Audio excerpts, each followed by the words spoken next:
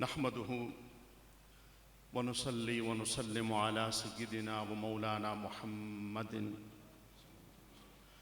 رسوله النبي الأمين المكين الحنين الكريم الرؤوف الرحيم. أما بعد، أعوذ بالله من الشيطان الرجيم. بسم الله الرحمن الرحيم. كيف تكفرون بالله وكنتم أمواتا فأحياكم ثم يميتكم ثم يحييكم ثم إليه ترجعون. قال الله تبارك وتعالى في القرآن المجيد في مقام آخر: اذهب إلى فرعون إنه طغى. صدق الله مولانا العظيم. إن الله وملائكته يصلون على النبي يا أيها الذين آمنوا صلوا عليه وسلموا تسليما. اللهم صل وسلم وبارك على سيدنا ومولانا محمد وعلى آلہ وأصحابہ وبارک وسلم علیہ. میرے نہایت ہی واجب الاحترام زیر صدارت جناب محترم کیپٹن ریٹائرڈ میر افضل اوان صاحب، مہمان خصوصی لائق صد احترام محقق و دانشور جناب قبلہ پروفیسر خورشید علی شکوری صاحب متنزل العالی، قبلہ والد محترم اور سرمایہ اہل سنت، خادم دین متین اور پروردہ فکر اہل سنت و عقیدہ اہل بیت، میری مراد جناب حضرت علامہ حافظ قاری احسان قادر نعیمی صاحب دام برکاتہم العالیہ،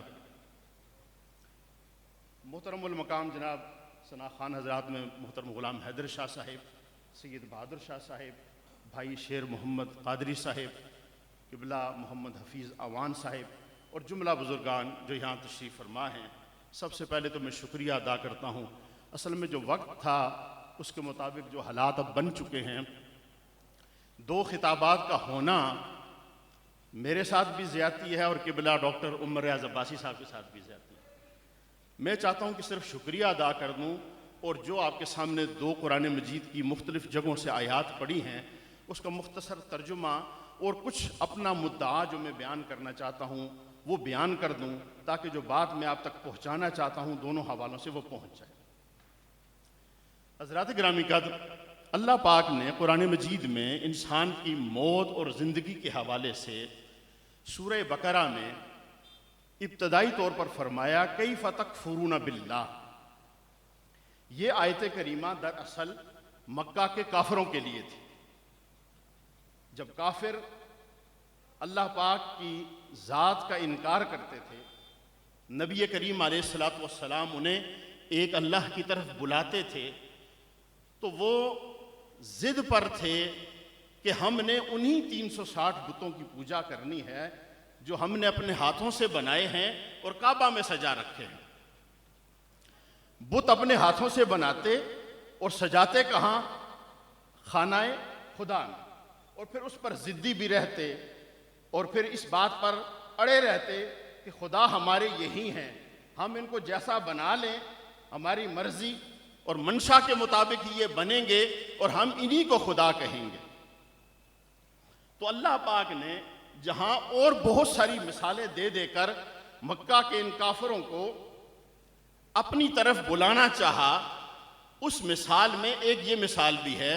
فرمایا کیف تکفرون باللہ، کیسے تم اس اللہ کا انکار کر سکتے ہو وکنتم امواتا، حالانکہ تم تو مردہ تھے، فاحیاکم، میں نے ہی تمہیں زندہ کیا. اب حضرات گرامی قدر، پہلی موت کا ذکر ہوا وکنتم امواتا. یہاں پر مفسرین کرام بیان فرماتے ہیں کہ اس معنی امواتن کے دو معنی ہو سکتے ہیں. ایک معنی یہ ہے کہ اس سے مراد حضرت آدم علیہ السلام کی تخلیق سے پہلے کا زمانہ ہے، یعنی جب ابھی حضرت انسان عالم ارواح میں تھا. حضرت انسان ابھی عالم ارواح میں تھا، اس سے مراد وہ امواتن ہے. اور بعض اس کو اس آیت کریمہ سے تشبیہ دیتے ہیں جو سورہ دہر کی پہلی آیت ہے. فرمایا اللہ پاک نے هل اتى على الانسان حين من الدهر لم يكن شيئا مذکورا. اس حضرت انسان پر اس زمانے میں ایک ایسا وقت بھی گزرا ہے کہ جب یہ کسی ذکر کے قابل بھی نہ تھا. یعنی اس کائنات میں جہاں پر جنات کی زندگیاں بسر ہوتی تھیں اور ہر طرح کی مخلوقات اس کائنات میں اپنی زندگی بسر کرتے تھے، اللہ کی یہ بنائی ہوئی ساری مخلوقات اپنے اپنے معاملات میں اس کا ذکر بھی کرتی تھیں، اس کی الوہیت بھی بیان کرتی تھیں، اس کی عبادت بھی کرتی تھیں، سب کچھ کرنے کے باوجود ہر چیز اللہ کی اپنے پلان کے مطابق، منصوبے کے مطابق چلتی تھی، لیکن اس منصوبے میں کہیں بھی یہ انسان نہیں تھا۔ تو فرمایا اے حضرت انسان، تجھ پر تو ایک ایسا وقت گزرا ہے کہ میری اس کائنات میں تو تیرا تعارف بھی نہیں تھا، تیرا تو ذکر بھی نہیں تھا۔ تو فرمایا وَكُنْتُمْ أَمْوَاتًا، مکہ کے کافروں تم کیسے میرا انکار کر سکتے ہو کہ تم تو مردہ تھے، فَأَحْيَاكُمْ، پھر میں نے تمہیں زندہ کیا۔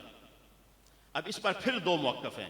پہلا موقف وَنَفَخْتُ فِيهِ مِن رُوحِي فَقَعُوا لَهُ سَاجِدِينَ، اللہ پاک نے جب حضرت آدم علیہ السلام کا مجسمہ بنایا، اس کے اندر جب روح پھونک دی تو فرشتوں کو کہا کہ یہ سب سے اعلیٰ تخلیق جو میری مالا اعلیٰ کے ساتھ جڑی ہوئی تھی، اب اس کو جب میں نے اس مجسمے میں اتارا ہے، اب یہ زندہ ہے۔ یہ مجسمہ کیا ہے؟ فَأَحْيَاكُمْ، اب ہوا ہے، اس کو میں نے زندگی بخشی ہے۔ یعنی گویا انسان کے جسم میں آنے سے پہلے یہ جو ماں کے مادر شکم میں یہ جو انسان ہوتا ہے 4 مہینے 10 دن تک مردہ ہوتا ہے۔ وَكُنْتُمْ أَمْوَاتًا کا تصور انسان کی تخلیق کے حوالے سے سب سے پہلے کہ یہ بچہ جب اپنے والد کی صلب میں سے نکل کر اپنی ماں کے شکم میں آتا ہے، 4 مہینے 10 دن تک یہ وہاں پر بھی مردہ ہوتا ہے۔ اللہ پاک اس کے اندر اپنی روح پھونکتے ہیں، یہ پھر زندہ ہوتا ہے۔ بس پہلے یہ مردہ تھا۔ اس کی مثال دے دوں آپ کو۔ اگر کسی شخص کی عمر 50 سال ہو، کسی کی عمر 50 سال ہو، ہم اسے کہیں کہ آپ کتنے سال کے ہیں، تو وہ کہے میں 50 سال کا ہوں، ہمیں یہ بات سمجھنے میں کوئی شک نہیں ہونا چاہیے کہ 51 سال پہلے یہ شخص مردہ تھا۔ 51 سال پہلے کیا تھا؟ اس کو جو زندگی ملی اس کا سب سے پہلا ظہور اس کی ماں کے شکم کے اندر ہوا، تو یہ فَأَحْيَاكُمْ ہوا۔ پہلے امواتن میں تھا، اب یہ احیاکم میں ہے۔ فرمایا یہ پہلی زندگی اور پہلی موت ہے۔ پھر میں کیا کروں گا؟ اس دنیا میں تمہیں بھیجوں گا۔ فرمایا کہ مکہ کے کافروں تم مردہ تھے، میں نے تمہیں زندہ کیا، زندہ کر کے اس معاشرے میں میں نے تمہیں بھیجا ہے۔ اب پھر میں کیا کروں گا؟ ثم یمیتکم، تمہیں پھر ماروں گا۔ اس موت سے اب مراد اس دنیا کی جو موت ہے وہ ہے۔ فرمایا ثم یمیتکم، میں تمہیں دوبارہ ماروں گا، ثم یحییکم، پھر میں تمہیں پھر زندہ کروں گا۔ حضرات گرامی قدر، روح کا جسم میں آنا اس سے پہلے کا انسان امواتن تھا، روح جسم میں آئی، یہ فاحیاکم ہو گیا۔ یہاں زندگی کے 60 70 80 40 42 جتنا بھی عرصہ اس کو اللہ پاک نے عطا فرمایا تھا وہ اس نے یہاں زندگی گزار لی۔ اب وہ زندگی گزارنے کے بعد جب وہ قبر میں پہنچتا ہے تو یہاں پر گزاری ہوئی زندگی کا اس کو اب حساب دینا ہے۔ وہ حساب جب وہ قبر میں پہنچے گا، صحیح مسلم شریف میں صحاح ستہ میں ساری کتابوں میں یہ حدیث آتی ہے کہ جب کسی مردے کو اس کے رشتہ دار اقربا اعزا قبر میں اتار کر اس پر مٹی کی آخری تہ بچھا کر واپس گھروں کی طرف لوٹنے کے لیے نکلتے ہیں تو ان کے قدموں کی آواز جو اسے دفنا کر واپس جا رہے ہوتے ہیں، قبر کے اندر وہ مردہ ان قدموں کی آواز کو بھی سن لیتا ہے۔ اتنا وقت بھی نہیں لگتا۔ جس طرح روح ماں کے پیٹ کے اندر آتی ہے تو انسان زندہ ہوتا ہے، اسی طرح جب ہم قبر میں اس کو دفن کرتے ہیں تو وہی روح لٹا کر صرف چھوٹے سے مختصر وقت کے لیے، وہ 24 گھنٹے بھی ہو سکتے ہیں، اس سے بھی کم وقت میں ہو سکتا ہے کہ اس کا رابطہ روح کا اس جسم سے کٹ جاتا ہو، لیکن جیسے ہی اس کو قبر میں رکھا جاتا ہے تو وہ دوبارہ سے زندہ ہوتی ہے۔ حضرات گرامی قدر، اس گفتگو کا جو حاصل ہے نتیجہ، وہ میں یہ بتانا چاہتا ہوں کہ ہم نہ تو بے مقصد پیدا ہوئے ہیں نہ بے مقصد مرتے ہیں۔ ہمیں اپنی اس ساری زندگی کا حساب و کتاب جب ہم قبر میں پہنچیں گے تو دینا پڑے گا۔ صحاح ستہ میں ساری حدیث کی کتابوں میں 3 سوال ہیں، لیکن بخاری شریف نے، امام بخاری نے اس کو صرف ایک سوال کے طور پر لیا ہے۔ وہ تیسرا سوال پہلا ہوگا من ربک، تیرا رب کون ہے؟ اس سوال میں کامیاب وہی ہوگا جو اس دنیا میں اللہ کا ذکر کرنے والا ہوگا، عبادت گزار ہوگا، نماز پنجگانہ کا عادی ہوگا، قرآن مجید کی تلاوت کرنے والا ہوگا، اس کی زندگی ہمہ وقت اللہ کے ذکر میں بسر ہوتی رہے گی۔ پہلا سوال جیسے ہی ہوگا من ربک، وہ کہے گا اللہ ربی۔ آپ اگر زندگی میں اپنی عادت، اپنی کسی بولی میں، زبان میں ایسی بنا لیں کہ جس میں کلمات الہیہ کا ذکر نہ ہو، دوسرے کوئی ذکر ہو، جیسے ہم کہتے ہیں اچھی بات سن کے واہ واہ واہ کہہ دیتے ہیں، واہ جی واہ کیا بات ہے، تھوڑا سا زیادہ مزاح شامل کر لیتے ہیں، تو وہ تمام تر چیزیں جو فطرتاً عادتاً ہماری شخصیت کا حصہ بن جاتی ہیں، اگر اس کی جگہ پر ایک حضرت انسان مسلمان واہ واہ کی جگہ اگر سبحان اللہ کہنا شروع کر دے، اچھی چیز کو دیکھ کر ماشاء اللہ کہنا شروع کر دے، نعمت کے ملنے پر الحمدللہ کہنا شروع کر دے، اس انسان کے لیے بھی قبر کے پہلے سوال میں نہایت آسانی ہو جاتی ہے۔ مطلب یہ ہے کہ جس انسان کی زبان اس دنیا میں رہتے ہوئے اللہ کے ذکر سے تر رہے گی، جیسے ہی قبر میں پہلا سوال ہوگا اس کو اس سوال کا جواب اللہ ربی کی صورت میں مل جائے گا۔ دوسرا سوال ما دینک، تیرا دین کون سا ہے؟ سارے مسلمان ہیں، سب کو پتا ہے، اور ہوا سماکم المسلمین، یہ نام ہمارا اللہ نے رکھا ہے کہ ہم مسلمان ہیں، لیکن وہ شخص کہ جس نے اس دنیا میں اپنے دین کے لیے کوئی خدمت سر انجام نہیں دی، اپنی زندگی کے وقت میں 50 60 70 سالوں میں کوئی تھوڑا سا وقت بھی اس نے اللہ کے دین کے لیے نہیں نکالا، اس شخص کے لیے سوال کا جواب دینا مشکل ہو جائے گا۔ لیکن یہ دونوں سوال اگر آپ اس میں نامکمل بھی ہوں تو تیسرے سوال میں اگر کامیاب ہوں گے تو کامیابی کی ضمانت پھر بھی مل جائے گی۔ وہ تیسرا سوال ہے، وہ ہے ما کنت تقول فی حق ھذا الرجل محمد صلی اللہ علیہ وسلم۔ بخاری شریف میں یہ حدیث ہے، نبی کریم علیہ السلام کی زیارت کروائی جائے گی اور فرمایا جائے گا اے بندے اٹھ بیٹھ اور دیکھ اس شخصیت کے بارے میں تو دنیا میں کیا کہا کرتا تھا۔ کانا یکونو، یہ ماضی استمرار ہے، ماضی استمرار جاری رہنے کے لیے، یعنی جب تو دنیا میں تھا تو اس شخصیت کے بارے میں تیرا عقیدہ کیا تھا اور تو ان کے بارے میں کیا کہا کرتا تھا۔ تو اس وقت نبی کریم علیہ السلام پر جو لوگ درود پڑھنے والے ہوں گے، سلام پڑھنے والے ہوں گے، محبت کرنے والے ہوں گے، عشق میں ہر وقت نبی کریم علیہ السلام کے مست رہنے والے ہوں گے، جیسے ہی وہ دیکھیں گے کہ آقا کا دیدار قبر میں ہوا ہے، پکار اٹھیں گے ھذا سیدی نبی یا رسول اللہ صلی اللہ علیہ وسلم، یہ تو میرے آقا و مولا نبی کریم علیہ السلام ہے۔ جیسے ہی تیسرے سوال کا جواب دیں گے تو فرشتے کہیں گے اب سو جا، پہلی رات کی دلہن کی طرح کہ جس کو سوائے اس کے شوہر کے علاوہ کوئی دوسرا نہیں اٹھاتا، اور قیامت جب برپا ہوگی تو اس سونے والے کو جب فرشتے قبر میں اٹھانے آئیں گے کہیں گے کہ اٹھ جاؤ اب تمہاری نیند ختم ہوئی ہے، تو یہ ان سے کہے گا کیا عجیب بات ہے، مجھے اچھی طرح تم نے سونے بھی نہیں دیا قبر میں، حالانکہ اس پر لاکھوں سال گزر چکے ہوں گے اس کی قبر پر۔ تو حضرات گرامی کا یہ مرحلہ ہوگا عام امتی کا کہ جو صرف نبی کریم علیہ السلام پر درود و سلام، محبت اور عشق کے ساتھ زندگی بسر کرتا ہوگا۔ ایک مرحلہ محدثین اور مفسرین نے حدیث میں اور تفسیروں میں بیان ایک اور بھی فرمایا، وہ کیا؟ وہ فرماتے ہیں کہ یہ معاملہ تو ہوگا عام لوگوں کے لیے، عام امتیوں کے لیے، لیکن کچھ لوگ اللہ کی بارگاہ میں اس قبر میں ایسے بھی ہوں گے کہ جو اللہ سے محبت کرنے والے ہوں گے، حضور کے عشق میں ان کی زندگیاں گزری ہوں گی، ان کا حال کیا ہوگا؟ فرماتے ہیں کہ جب نبی کریم علیہ السلام کی قبر میں زیارت ہوگی، فرشتے اس سے پوچھیں گے کہ یہ آدمی کون ہے؟ تو نبی کریم علیہ السلام فرمائیں گے فرشتوں سے، فرشتوں اس سے مت پوچھو کہ میں کون ہوں، یہ میرا غلام ہے، اور میں تمہیں بتاتا ہوں کہ یہ کون ہے۔ تو حضرات گرامی قدر یہ فرق ہے، ہم روح کی صورت میں کہیں سے چلے ہیں، دنیا میں آئے ہیں، پھر ہم یہاں سے قبر میں جائیں گے، اس کے بعد ثم الیہ ترجعون، پھر اللہ کے پاس جائیں گے۔ ہم نے ایک سفر شروع کیا، اس سفر کے دوران ہم ایک خاص مسافر خانے میں بیٹھے ہیں، یہ دنیا مسافر خانہ ہے، ہم آج یہاں محترم حافظ علامہ لیاقت حسین ہاشمی شہید رحمۃ اللہ علیہ کے ایصال ثواب کے لیے جمع ہے.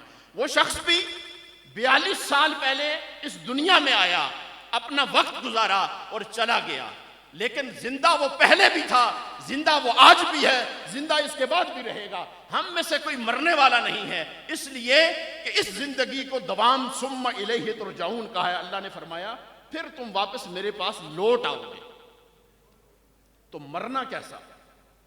مرنا جو نبی کریم علیہ الصلوۃ والسلام کی محبت میں مرتا ہے اس کا مرنا کیسا مرنا ہے. تو حضرات گرامی قدر، پہلا ہمارا جو آج کا درس ہے وہ یہ کہ اپنی زندگی کو کم از کم اللہ کے رسول صلی اللہ علیہ وسلم کی محبت میں گزاری، اطاعت میں گزاری. دوسری بات جو میں نے اذهب الی فرعون انه طغى کے حوالے سے وہ مولا امام علی مقام امام حسین علیہ السلام کی بارگاہ کے اندر حاضری کے لیے پڑھی ہے کہ جب فرعون باغی ہو گیا، اس کو اللہ نے پیدا کیا تھا، اس کے دماغ میں، اس کے دل میں خدا ہونے کا تصور ابھرا، طاقت سرکشی اتنی آئی کہ اس نے اپنے آپ کو خداؤں میں تصور کرنا شروع کر دیا، حتیٰ کہ اس کی یہ عادت بن گئی تھی کہ وہ سارے کے سارے لوگوں کا رزق اٹھا لیا کرتا تھا. لوگ فصلیں بوتے، کاٹتے، وہ اٹھا کر گھر لے جاتے اور لوگوں کو مجبور کرتا کہ آؤ اور آ کر مجھ سے مانگو، اور پھر کہتا ان کو کہ تمہیں بتاؤ کون ہے روزی دینے والا. اب وہ بھوکے بیچارے 2 روٹی کے محتاج، وہ کہتے جی آپ ہی ہمارے خدا ہیں، آپ ہمیں دے دیں. جب اس کی ذہنی کیفیت اس حد تک بگڑ گئی، اللہ پاک نے حکم دیا حضرت موسیٰ علیہ السلام کو، اذهب الى فرعون انه طغى. موسیٰ جا، وہ فرعون سرکش ہو چکا ہے، اب اس کی سرکوبی بڑی ضروری ہو گئی ہے. اسی طرح کا ایک نمرود آیا، ابراہیم علیہ السلام کو اللہ پاک نے کھڑا کیا. جس شخص کو اپنی زندگی میں خدا ہونے کا تصور ہونے لگا، اللہ نے اس کی لگامیں کھینچی، نبیوں کو بھیجا. لیکن جتنے بھی اپنے آپ کو خدا کہنے والے انسان تھے، ایک ایک خصلت جس انسان میں تھی وہ اللہ پاک نے جمع کر کے ساری کی ساری خصلتیں یزید میں رکھ دی. یہ قارون بھی تھا، یہ فرعون بھی تھا، یہ حامان بھی تھا، یہ شداد بھی تھا. حلال اور حرام کی کوئی تمیز اس کے ہاں نہیں تھی. اللہ پاک نے وہی حکم اذهب الى فرعون انه طغى، امام علی مقام نے اس حکم پر عمل کیا. آپ نے دیکھ لیا تھا کہ یہ انہی کی صورت کا ایک نیا فرعون ہے، ایک نیا شداد ہے، نیا ہارون و کامان ہے. تو پھر آپ نے اس کربلا کو بپا کیا، اور اس کربلا کو بپا کرنے کا سب سے بڑا درس جو ہمیں ملتا ہے وہ یہ کہ آپ کے لیے زمانہ کوئی بھی ہو، جب بھی کوئی ظالم ہو، جابر ہو، ظالمانہ نظام ہو، جابرانہ نظام ہو، استحصالی طاغوتی نظام ہو، اب تمہارے لیے نیا درس کیا ہے کہ جو بھی وقت کا یزید آئے اس کے سامنے حسین کی طرح ڈٹ کر کھڑے ہو جائے. قربانی دینے کا مقصد رونا بھی ہے، عشق میں رونا بھی ہے، لیکن قربانی کا مقصد یہ تھا کہ آئندہ کے بعد ہم اسلام کے اندر، دین کے اندر کسی کا ظلم اور کسی کے جابرانہ نظام کو برداشت نہیں کریں گے. اللہ پاک ہمارے حال پر رحم و کرم فرمائے. میں اسی کے ساتھ بارے دیگر تمام احباب جو یہاں تشریف لائیں، ملک محمد رفیق صاحب آئے، اور میرے جتنے مہمان دوسرے بزرگ یہاں بیٹھے جن کا میں نے ذکر کیا، ان کا شکریہ ادا کرتا ہوں. اور میں اب آخر میں خصوصی دعوت کے خطاب دیتا ہوں محترم المقام جناب حضرت علامہ پروفیسر ڈاکٹر محمد عمر ریاض عباسی صاحب مدظر العالی کو. برادر مکرم وہ تشریف لائیں اور اپنے عظیم الشان خطاب سے سامعین کو مستفیض فرمائیں. حضرات گرامی قدر، محترم جناب عمر ریاض عباسی صاحب، میں سمجھتا ہوں، میرا ذاتی خیال ہے اور آپ بھی اس سے اتفاق کریں گے کہ سلطنت پاکستان میں اس وقت امن کے لیے، دین کی جو اصلی روح ہے اس کی بیداری کے لیے ایک مؤثر آواز جو پچھلے 10 سالوں میں ہمارے اس ملک میں ابھر کر سامنے آئی ہے، وہ جناب حضرت علامہ ڈاکٹر محمد عمر ریاض عباسی صاحب ہیں. اللہ پاک ان کے علم میں، عمل میں، طہارت میں مزید برکتیں عطا فرمائے. تشریف لاتے ہیں خطاب کے لیے، آپ نعرہ مار لیں آنے کے لیے. نعرہ تکبیر، نعرہ رسالت، نعرہ رسالت، نعرہ حیدری، نعرہ حیدری، نعرہ غوثیہ. جناب عمر ریاض عباسی صاحب.